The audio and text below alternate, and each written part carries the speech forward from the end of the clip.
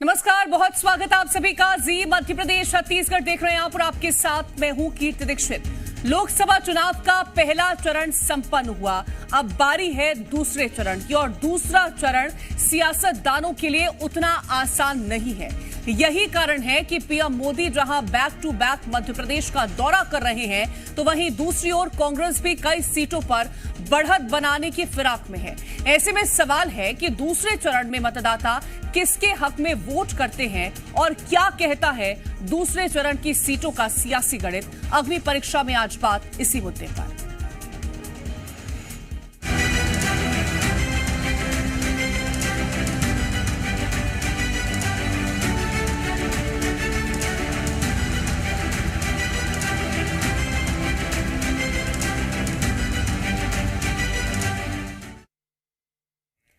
लोकसभा चुनाव का पहला चरण संपन्न हुआ। कई जगह पर मतदाताओं ने बढ़ चढ़कर हिस्सा लिया, तो कहीं थोड़ा कम मतदान दर्ज किया गया। यही बात 2019 की करें तो 2019 के मुकाबले इस बार पहले चरण की 6 सीटों पर कम मतदान दर्ज किया गया, तो वहीं अब नेता दूसरे चरण की तैयारियों में जुट गए हैं। तो चलिए सबसे पहले आपको बताते हैं कि दूसरे चरण की किन सीटों पर मतदान आखिरकार होना है। दूसरे चरण में बात करें तो मध्य प्रदेश की 6 सीटों पर मतदान होने हैं, जिसमें टीकमगढ़, दमोह, खजुराहो, सतना, रीवा और नर्मदापुरम लोकसभा सीट शामिल हैं। बात करते हैं पहले चरण के मतदान के साथ ही सियासतदान दूसरे चरण की तैयारी में जुट गए। इसी कड़ी में आज बीजेपी ने अलग अलग जगह पर जनसभा, रोड शो और कई चुनावी कार्यक्रम किए और इस दौरान बीजेपी के कई दिग्गज मोर्चा संभालते हुए भी नजर आए हैं। सबसे पहले बात करते हैं मध्य प्रदेश के मुख्यमंत्री डॉक्टर मोहन यादव की, जिन्होंने आज खंडवा में रोड शो किया और इस दौरान उप मुख्यमंत्री जगदीश देवड़ा भी मौजूद रहे।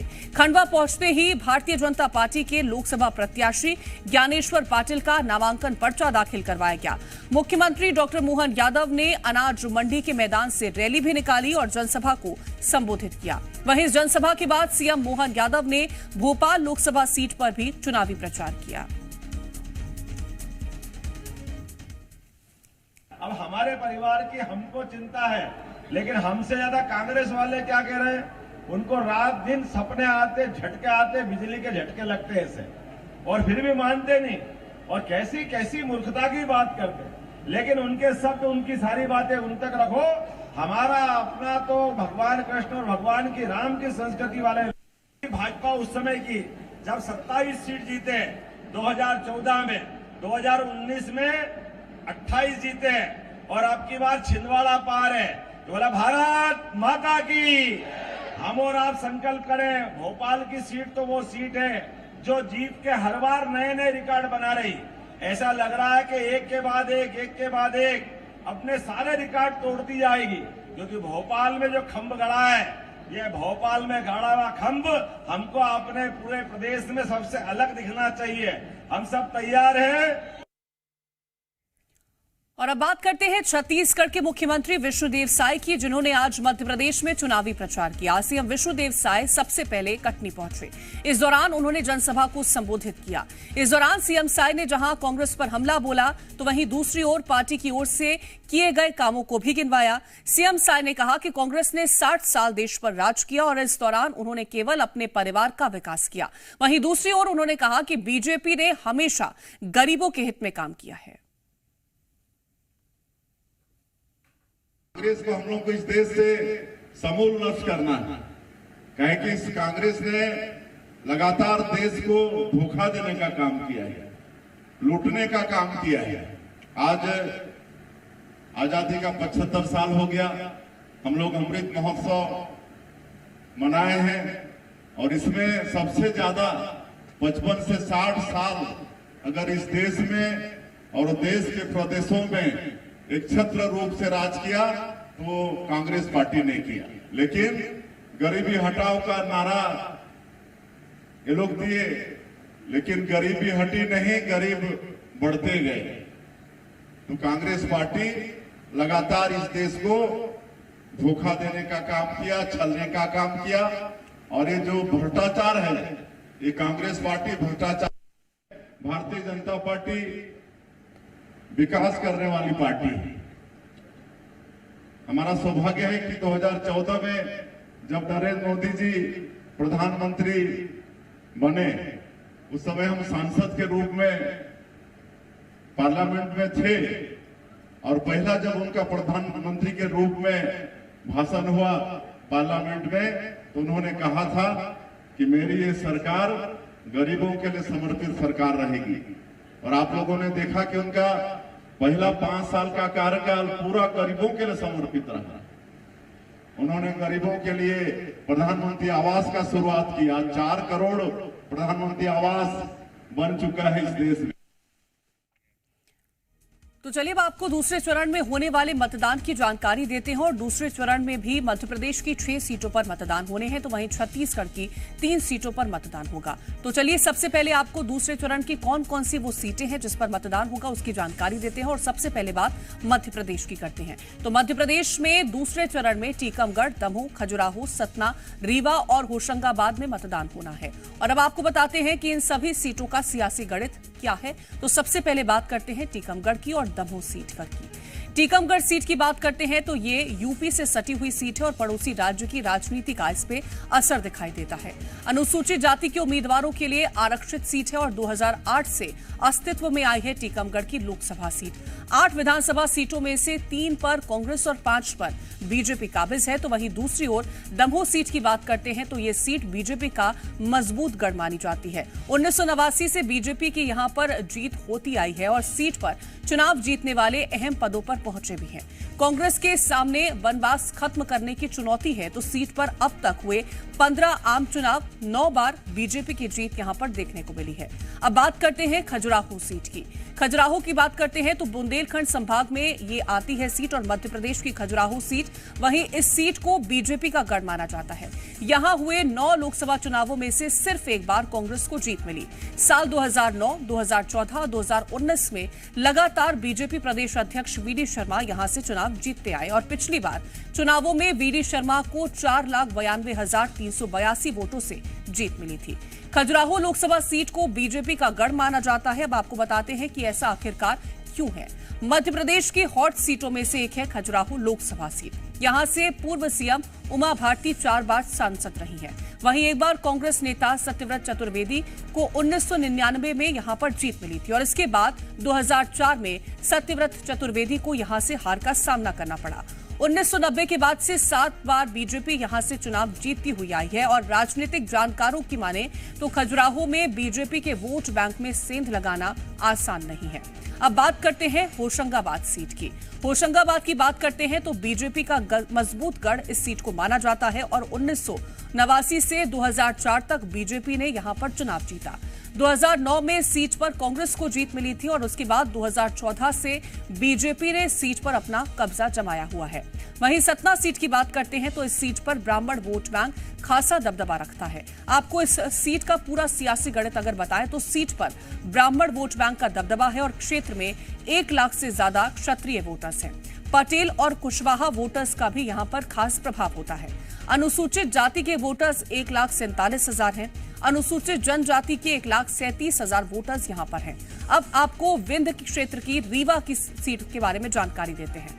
1952 में पहली बार यहां पर लोकसभा चुनाव हुआ। 1952 से लेकर के 1967 तक यहां पर कांग्रेस का कब्जा रहा और 4 बार संसदीय सीट कांग्रेस के कब्जे में रही। 1998 में यहां पर सीट का चुनावी गणित बदला और 1998 में बीजेपी के प्रत्याशी ने यहां पर जीत हासिल की। तो ये रही है 6 सीटों को लेकर के सियासी गणित और अब इन सीटों को लेकर के चर्चा करते हैं। अजय दुबे हमारे संवाददाता भोपाल से जुड़ गए। अजय, पहले चरण में 6 सीटों पर मतदान हो चुके हैं। अब दूसरी 6 सीटों को लेकर के अगर सियासी गणित को समझा जाए, मजबूती को समझा जाए तो इस बार कौन सी पार्टी मजबूत नजर आ रही है और कौन से क्षेत्र से? देखिए, मध्य प्रदेश में पहले चरण का चुनाव हो चुका है। अब दूसरे चरण के चुनाव में 7 सीटों पर चुनाव होना था, लेकिन बैतूल में सपा के जो प्रत्याशी है हार्ट अटैक से निधन हो गया और उसके बाद अब 6 सीटों पर दूसरे चरण में चुनाव होना है, जिसमें दमोह के साथ साथ खजुराहो सबसे हॉट सीट के तौर पर है, क्योंकि भारतीय जनता पार्टी के प्रदेश अध्यक्ष वीडी शर्मा हैं। वहां पर इंडी गठबंधन के तौर पर कांग्रेस के गठबंधन में सीमा यादव को चुनावी मैदान में उतारा गया था। हालांकि उनका नामांकन खारिज हो गया, इस वजह से अब वो चुनावी मैदान में नहीं है। लेकिन समूचे मध्य प्रदेश में और खासतौर से दूसरे जिस तरह से दूसरे चरण में जो चुनाव होना है उसमें बीजेपी और कांग्रेस दोनों ही पार्टियों के जो है बीच में मुकाबला है, क्योंकि तीसरी पार्टी के तौर पर अगर खजुराहो में चूंकि उत्तर प्रदेश से लगा हुआ है तो वहां पर सपा का थोड़ा दबदबा जरूर था, लेकिन सपा की जो प्रत्याशी सीमा यादव है वो मौजूदा वक्त में अब प्रत्याशी के तौर पर नहीं है। इस वजह से बीजेपी और कांग्रेस के बीच ही मुकाबला है, क्योंकि अगर हम सागर से बात करें तो वीरेंद्र खटीक लंबे समय से 3 बार के सांसद रहे हैं और 2008 के परिसीमन के बाद से लगातार वो सांसद चुने गए हैं, तो इस बार भी चुनावी मैदान में। सतना और रीवा से बात करें तो सतना से जनार्दन मिश्रा को चुनावी मैदान में उतारा गया है, वो वहां पर बीजेपी कांग्रेस के बीच कड़ी टक्कर देंगे। और उसके साथ साथ अगर हम सतना की बात करें तो सतना में गणेश सिंह और विधानसभा चुनाव में उनको हार मिली थी, तो भारतीय जनता पार्टी ने नए चेहरों को भी इस बार दूसरे चरण में जो नए चेहरे भी हैं, नए चेहरे के तौर पर होशंगाबाद से दर्शन सिंह आते हैं, दर्शन सिंह को चुनावी मैदान में है, तो इस बार बीजेपी और कांग्रेस दोनों के बीच कड़ा मुकाबला है। लेकिन भारतीय जनता पार्टी कांग्रेस के मुकाबले प्रचार प्रसार में मजबूत नजर आ रही है, क्योंकि खुद प्रधानमंत्री मोदी मोर्चा संभाले हुए हैं मध्य प्रदेश में। अलग अलग जगहों पर बालाघाट की बात हो, चाहे जबलपुर की बात हो, चाहे होशंगाबाद के पिपरिया में बात हो, अलग अलग जगहों पर प्रधानमंत्री मोदी खुद आकर प्रचार प्रसार किए। तो ऐसे में भारतीय जनता पार्टी मजबूत स्थिति में प्लानिंग के तौर पर ही है, क्योंकि कांग्रेस ने अपने प्रत्याशियों को चुनावी मैदान में उतारने की चाहे बात हो चाहे प्रचार प्रसार की बात हो, दोनों में कहीं ना कहीं बिल्कुल रणनीतियों के तौर पर बात करें तो बीजेपी कहीं ना कहीं मजबूत स्थिति में नजर भी आती है। बहुत शुक्रिया तमाम जानकारी पहुंचाने के लिए आपका अजय। और अब छत्तीसगढ़ में भी होने वाले दूसरे चरण की जानकारी आपको देते हैं। बात छत्तीसगढ़ की करते हैं तो छत्तीसगढ़ में दूसरे चरण में 3 सीटों पर मतदान होना है, जिसमें राजनांदगांव, महासमुंद और कांकेर शामिल हैं। अब आपको इन सीटों का सियासी गणित बताते हैं। सबसे पहले बात करते हैं राजनांदगांव की। लोकसभा सीट काफी हॉट सीट है। 1952 में यह सीट अस्तित्व पर आई और राजनांदगांव सीट 2009 से इस पर बीजेपी का कब्जा रहा है। जीत का चौका लगाने पर बीजेपी की नजर है और 1971 तक यहां पर कांग्रेस का इसे गढ़ माना जाता रहा। अब आपको कांकेर और महासमुंद सीट की जानकारी देते हैं। Mahasamund Lok Sabha seat high profile seat है और सीट पर कई दिग्गजों का कब्जा रहा है। साल 1952 से अब तक कुल 19 चुनाव हुए और महासमुंद लोकसभा सीट पर 12 बार कांग्रेस का कब्जा रहा। इस सीट पर 51% मतदाता अन्य पिछड़ा वर्ग के हैं। वहीं बात करते हैं कांकेर सीट की, तो ये महानदी क्षेत्र से सटा हुआ है क्षेत्र और आदिवासी वोटर्स की संख्या ज्यादा यहां पर देखी जाती है। कांकेर में 42% आदिवासी वोटर्स हैं। आदिवासी मुद्दे रहते हैं सीट पर हावी और क्षेत्र का ज्यादा हिस्सा नक्सल प्रभावित माना जाता है। और इन तमाम 3 सीटों को लेकर के चर्चा करते हैं और तृप्ति सोनी हमारी संवाददाता रायपुर से जुड़ गई हैं। तृप्ति, अगले चरण की बात करें, दूसरे चरण में अब 3 सीटों पर चुनाव होना है और ये जो 3 सीटें हैं कहीं ना कहीं अगर हम बात करते हैं तो बेहद हाई प्रोफाइल सीटें हैं और इनमें से 1-2 सीटें ऐसी रही हैं जहां पर कहीं ना कहीं दबदबा जो है वो बदलता हुआ भी दिखाई दिया है। कीर्ति, 3 सीटें जो दूसरे चरण में जिन पर वोटिंग होगी 26 अप्रैल को मतदान है, राजनांदगांव, कांकेर और महासमुंद। इनके बारे में आपने बताया है, लेकिन मौजूदा हालातों में ये 3 सीटें इसलिए चर्चा में हैं क्योंकि राजनांदगांव में छत्तीसगढ़ के पूर्व सीएम जो अभी हाल के 5 साल में मुख्यमंत्री रहे हैं, भूपेश बघेल 1.5 दशक बाद लोकसभा की रेस में लौटे हैं। 2 बार पहले लोकसभा का चुनाव लड़ चुके हैं भूपेश बघेल, लेकिन हार मिली। अब क्या राजनांदगांव से खाता खोलेंगे लोकसभा का, ये देखना होगा। दूसरी तरफ संतोष पांडे है राजनांदगांव से, तो संतोष पांडे दूसरी बार टिकट उनको दी गई है और ये माना जा रहा है कि दोबारा वहां से अगर किसी प्रत्याशी को पहली बार रिपीट किया है भारतीय जनता पार्टी ने, तो क्या ये राह आसान होगी या मुश्किल, ये देखना होगा। लेकिन जबरदस्त टक्कर, कांटे की टक्कर राजनांदगांव में बताई जा रही है। कांकेर की बात कर ले तो हाल ही में अभी 29 नक्सलियों को ढेर किया सुरक्षा बलों ने। एक बड़ा मैसेज देने की कोशिश की, वो कांकेर का ही इलाका रहा है। कांकेर में बीरेश ठाकुर वर्सेस भोजराज नाग है। बीरेश ठाकुर वो हैं जिनको 2019 में टिकट मिला था कांग्रेस पार्टी की तरफ से और महज 7000 वोट से वो हारे थे और मोहन मंडावी जीत कर आए थे। इस बार मोहन मंडावी की टिकट काट दी बीजेपी ने, भोजराज नाग को टिकट दी है जो अंतागढ़ से विधायक रह चुके हैं।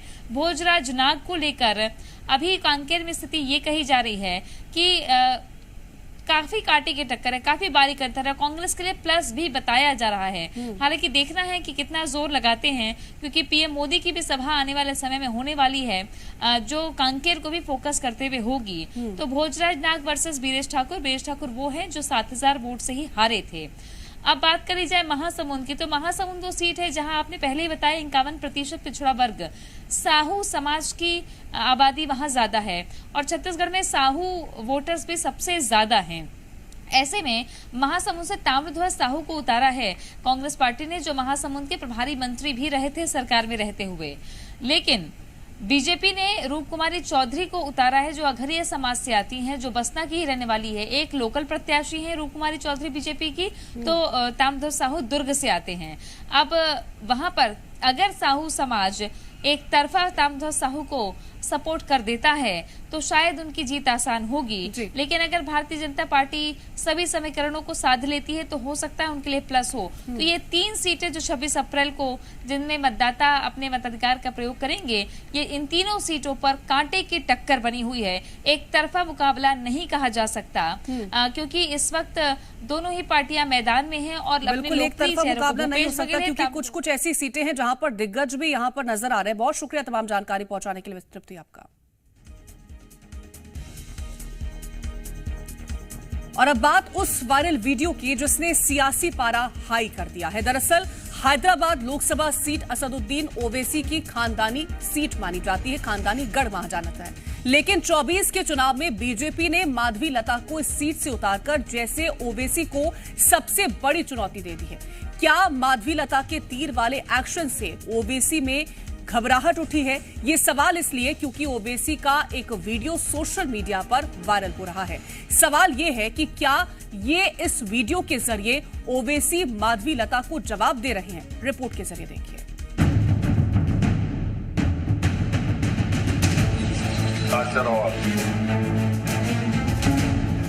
ये उस वक्त का वीडियो है जब हैदराबाद लोकसभा सीट पर ओवैसी अपने चुनावी प्रचार अभियान में जुटे हैं।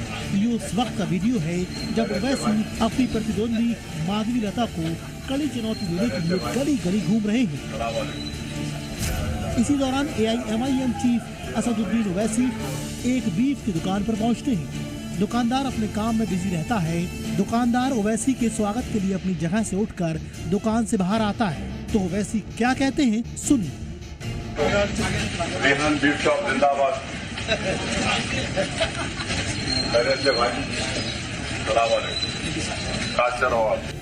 अब ये वीडियो सोशल मीडिया पर जमकर वायरल हो, जमकर सवाल खड़े हो रहे हैं, मानो 24 की चुनावी जंग ने हैदराबाद सीट पर धर्म की जंग का रूप ले लिया हो। इस सीट पर एक तरफ बीजेपी उम्मीदवार माधवी लता है तो दूसरी तरफ असदुद्दीन ओवैसी है। हैदराबाद लोकसभा सीट ओवैसी का खानदानी गढ़ रहा है, लेकिन इस बार माधवी लता के उतरने से वो ओवैसी के लिए चुनौती मानी जा रही है। ओवैसी के इस बयान के मायने क्या माधवी के तीर पर ओवैसी का जवाब है? बीफ की दुकान पर ओवैसी का जाना और ऐसे बयान देना चुनावी प्रचार के दौरान माधवी लता के तीर वाले एक्शन का जवाब माना जा रहा है। उधर बीफ की दुकान पर ओवैसी के इस वीडियो और बयान पर बीजेपी ने मोर्चा खोल दिया। लिखे होना, एक ऐसे ओहदे पे आना कि शान बनी खुद के लिए, परिवार के लिए, देश के लिए, पैरों पे खड़े रहने की बात कहना चाहिए। जहाँ पे आप पढ़े लिखे हो जाओ, हाँ, आप डॉक्टर बनो, इंजीनियर बनो, चार्टर्ड अकाउंटेंट बनो, तो मेरे जैसा लॉयर बनो, ऐसा तो कुछ बोलना चाहिए ना। बीफ कॉ का क्या मतलब है? बीफ काटो का क्या मतलब है? वोट मांगने के लिए इससे ज्यादा कुछ नहीं मिला उनको बोलने के लिए। 100 करोड़ हिंदू गाय को अपनी माता मानता है और सारे के सारे हिंदू समाज की भावनाओं से आप खेल रहे हो, तो क्या आपके ऊपर क्या केस नहीं होना चाहिए? क्या इलेक्शन कमीशन क्या आपके ऊपर FIR नहीं करना चाहिए? हैदराबाद सीट पर चुनावी प्रचार के दौरान माधवी लता का एक वीडियो सामने आया था जिसमें माधवी लता तीर चलाने के एक्शन में दिख रही थी। इस वीडियो पर पहले ही ओवैसी खार खाए बैठे हैं और रोज बीजेपी और RSS पर हमलावर हैं। उन्होंने जवाब देने की भी बात कही थी, लेकिन वो ये जवाब कैसे देंगे, उन्हीं की ज़बानी सुनिए। मस्जिद की तरफ रुख करके इस तरह से इशारा कर रही है कि उसके तरफ तीर मारेंगे। माधवी लता की राजनीति के तौर पर एंट्री तो हैदराबाद सीट पर ओवैसी के मुकाबले में पहली बार हुई है। माधवी भारतनाट्यम नृत्य का प्रशिक्षण ले चुकी हैं और 9 सेकंड के वीडियो में वो भारतनाट्यम वाले अंदाज में थी, लेकिन ओवैसी को उनके तीर चलाने का आभास हो गया। दूसरी तरफ माधवी नृत्य को लेकर काफी मुखर है। अब ओवैसी ने हैदराबाद में इसे धन की लड़ाई बना दिया है। तो सवाल ये है कि क्या बीफ की दुकान पर ओवैसी का जाना और ऐसे बयान देना क्या माधवी लता को जवाब तो नहीं है? क्या माधवी लता से ओवैसी घबरा गए हैं? क्या ओवैसी मुस्लिम तुष्टीकरण की सियासत कर रहे हैं?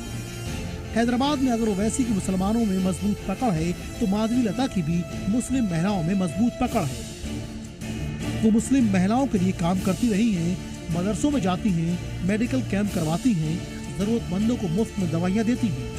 माधवी ने मुस्लिम महिलाओं और लड़कियों के आर्थिक रूप से कमजोर वर्गों की मदद के लिए एक सहायता कोष भी चलाती है।